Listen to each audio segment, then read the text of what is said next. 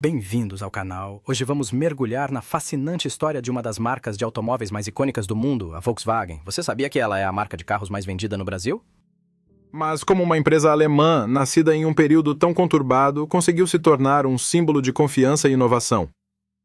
Vamos descobrir juntos, passo a passo, a trajetória que transformou a Volkswagen em um gigante global e como ela conquistou o coração dos brasileiros. Fique até o final para conhecer todos os detalhes dessa história surpreendente.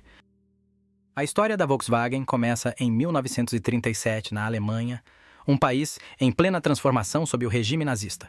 O governo alemão, liderado por Adolf Hitler, tinha uma visão ambiciosa: criar um carro acessível para todas as famílias alemãs, um carro do povo. Essa visão se materializou na criação da Volkswagen, cuja missão era clara: fabricar veículos que fossem robustos, econômicos e acessíveis. O primeiro grande projeto da empresa foi o Fusca, desenvolvido por Ferdinand Porsche, um engenheiro brilhante que havia trabalhado em diversos projetos inovadores. O Fusca foi pensado para ser um carro simples, mas eficiente, capaz de transportar 2 pessoas adultas e 3 crianças, com um motor confiável e de fácil manutenção. Mas a história da Volkswagen estava apenas começando. Com a eclosão da Segunda Guerra Mundial, em 1939, a Volkswagen teve que adaptar sua produção para atender às necessidades do esforço de guerra. A empresa passou a produzir veículos militares, como o Kübelwagen e o Schwimmwagen, veículos robustos que podiam enfrentar terrenos difíceis.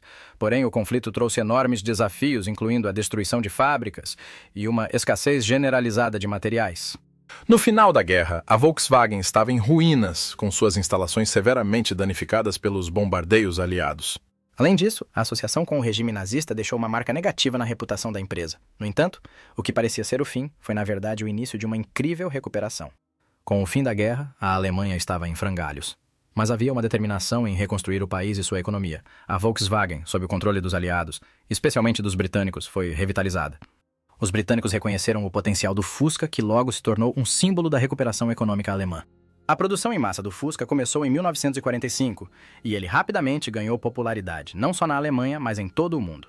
Até 1947, a Volkswagen já exportava o Fusca para diversos países, mostrando que a marca tinha um enorme potencial de crescimento. E assim o Fusca começou a conquistar o mundo. Em 1949, a Volkswagen fez sua entrada no exigente mercado automobilístico dos Estados Unidos.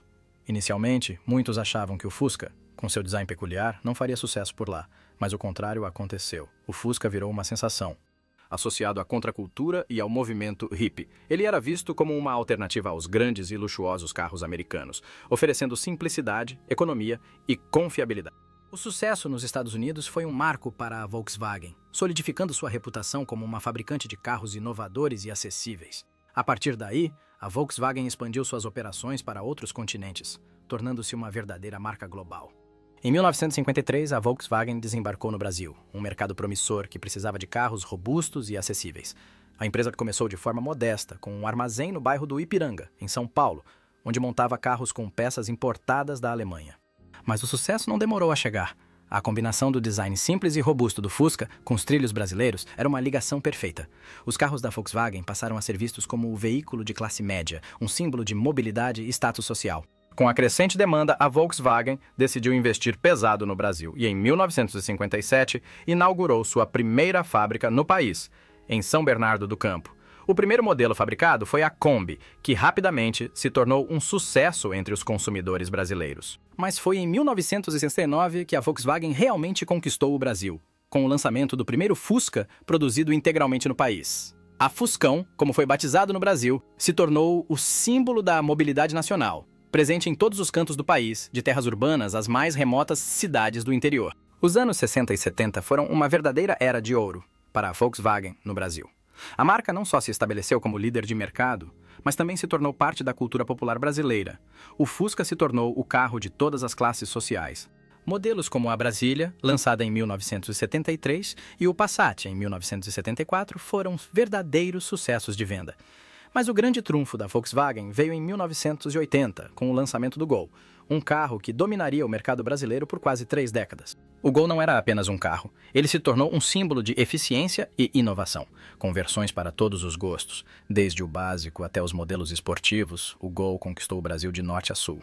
E em 1987, o Gol assumiu a liderança absoluta de vendas, uma posição que manteve por impressionantes 27 anos consecutivos. A Volkswagen sempre esteve na vanguarda da inovação no Brasil.